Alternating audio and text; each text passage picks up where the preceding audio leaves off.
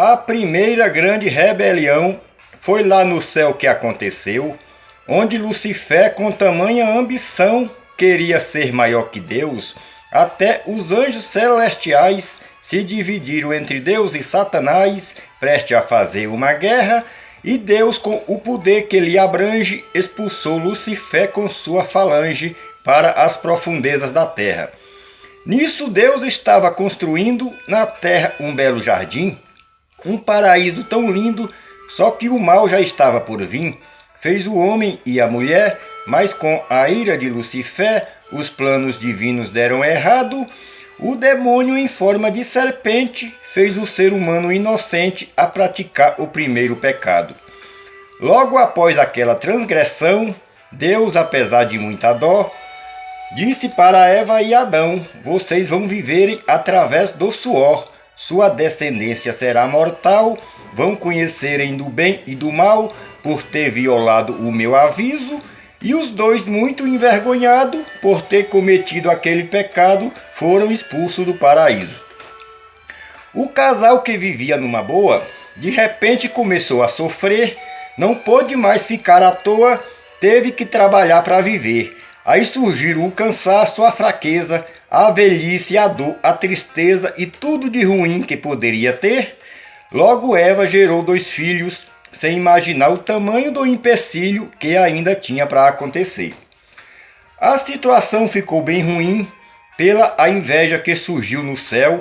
O primeiro filho, chamado Caim, pela mesma inveja matou Abel. Abel deve alcançar a glória, já Caim, pela a sua história, teve um passado muito imundo. Desse modo foi triste o seu fim, e até hoje a descendência de Caim está desgraçando com o mundo.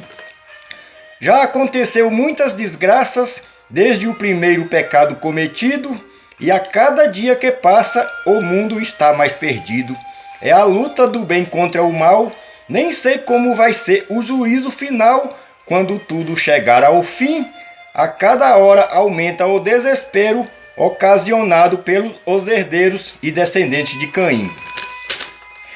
Caim formou uma grande massa de perversos, impiedosos, traiçoeiros e saiu espalhando a desgraça pelo mundo inteiro, praticando todo tipo de selvageria, abusos, malvadezas, tiranias e todas as vontades de Lucifer. Mas no meio daqueles ateus viviam alguns tementes a Deus, que era a família de Noé. E aí Deus, já sem aguentar, vê o povo naquela situação, chamou Noé em particular e mandou ele fazer uma embarcação que coubesse sempre um casal das espécies de cada animal e mais alguém que quisesse se salvar, porque ia derramar águas do céu para acabar com aqueles povo cruel que estava infernizando o lugar. Depois da arca finalizada, como ordenou nosso patriarca, Noé reuniu toda a manada e embarcou tudo na arca. Tentou convencer a população a entrar também na embarcação, mas eles fizeram foi chacota. Aí Noé seguiu a sua trilha, entrou na arca com a sua família e o próprio Deus lacrou as portas. Aí começou aquela escuridão e caiu uma estrondosa tempestade. O povo viu que Noé tinha razão, mas só que já era tarde. Choveu 40 noites e 40 dias, e todo o mal que na terra existia, com o dilúvio ficou em extinção.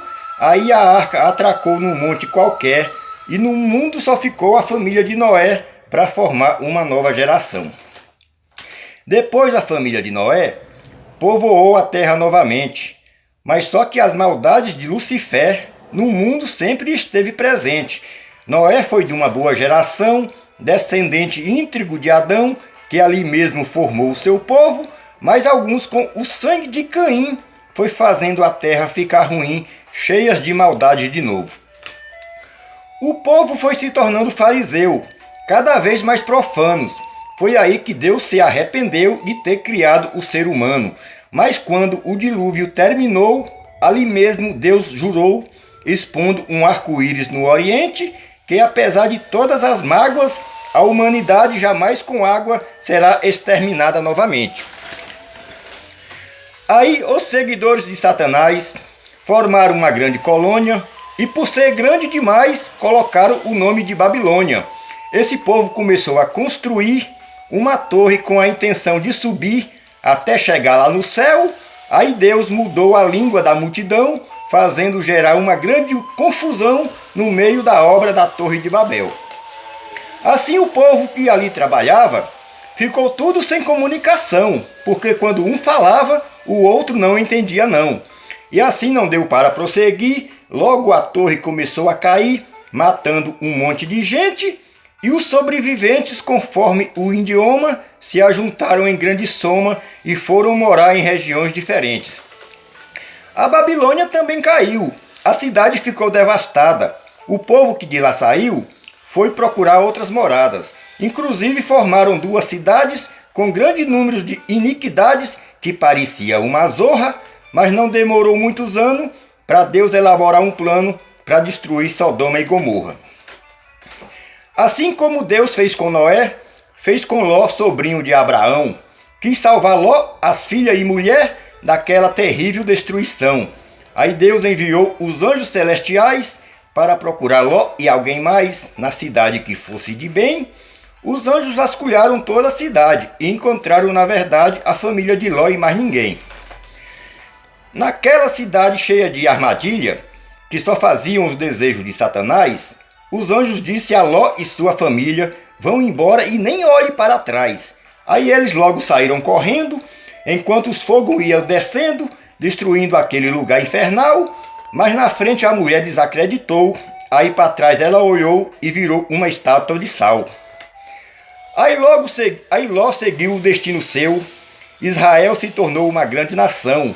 Mais tarde, no Egito, o povo hebreu viveu numa intensa escravidão, porque logo após a morte de José, o Egito teve um regime ruim até no domínio do faraó Ramsés. Essa é outra história que está escrito, que fala das 10 pragas do Egito e de toda a jornada de Moisés.